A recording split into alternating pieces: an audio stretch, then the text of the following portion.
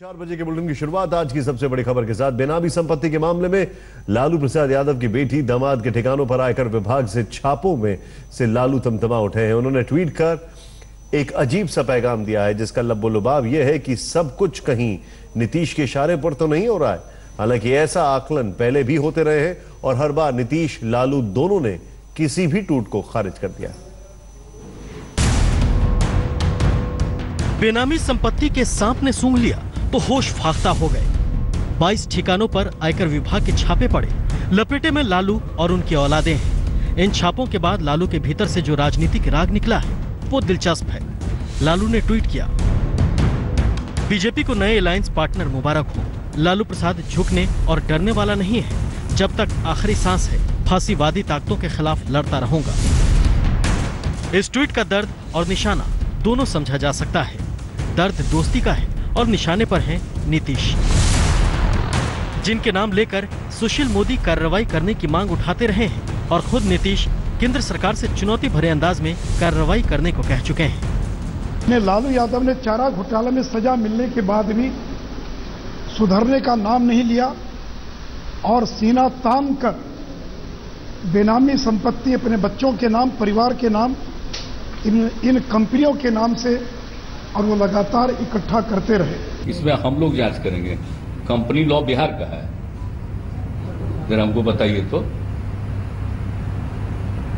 हमको तो व्यक्तिगत रूप से कुछ सब चीज की जानकारी भी नहीं, क्योंकि राज्य सरकार का विषय ही नहीं है। लेकिन कुछ कहा जाता है और उसका उत्तर भी दिया जाता है और दूसरे पक्ष पर भी आरोप लगा।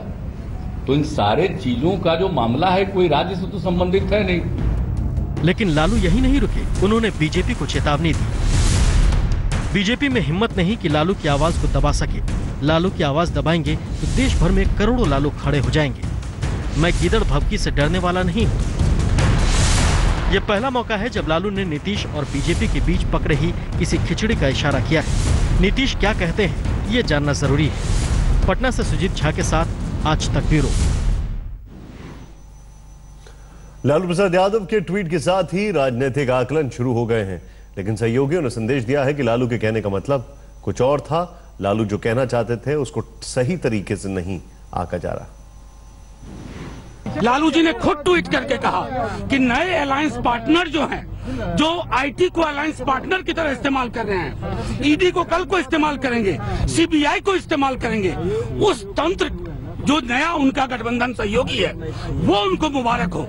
नीतीश जी के माध्यम से कमाल की बात करते हैं। हमारा पूरा गठबंधन रॉक सॉलिड मजबूत है और वो अवाम का गठबंधन है साहब, सिर्फ नेताओं का गठबंधन नहीं है। अब लड़ाई का मजा आएगा।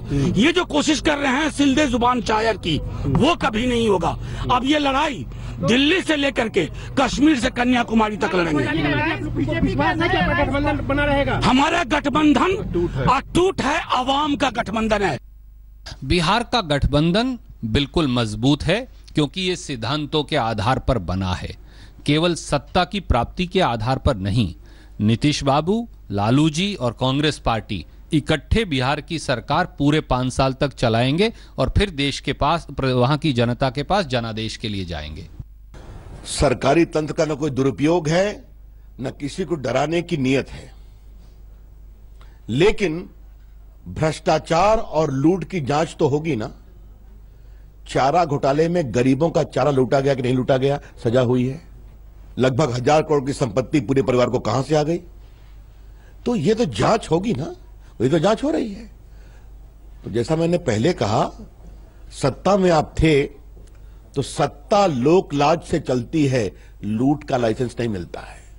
इसका जवाब तो आपको देना ही पड़ेगा। लालू यादव तो आप लोग तो निश्चित रूप से चुनाव आयोग को भी काम करना चाहिए। और लालू यादव जी जो सुशील मोदी पर आरोप लगा है, तो मेरा आग्रह है प्रवर्तन निर्देशालय से या अन्य चीजों से कि यह नहीं दिखना चाहिए कि केंद्र या कोई सरकार स्टेट एक पक्षीय कार्रवाई करती है। यदि आरोप है तो दूसरों पर भी कार्रवाई होनी चाहिए।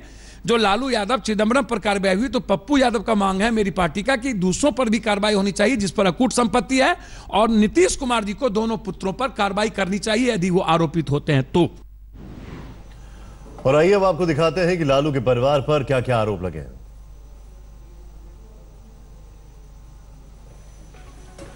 मीसा भारती, शैलेश बेटी दामाद पर करीब 200 करोड़ की प्रॉपर्टी, करीब 115 करोड़ की प्रॉपर्टी। पटना में कौड़ियों के भाव जमीन। तेज प्रताप 90 लाख में बेची मिट्टी। कई सारे स्कैम भी आ रहे हैं, कई सारी सरकारी आवास का गलत इस्तेमाल। पटना में कौड़ियों के भाव जमीन बेची गई।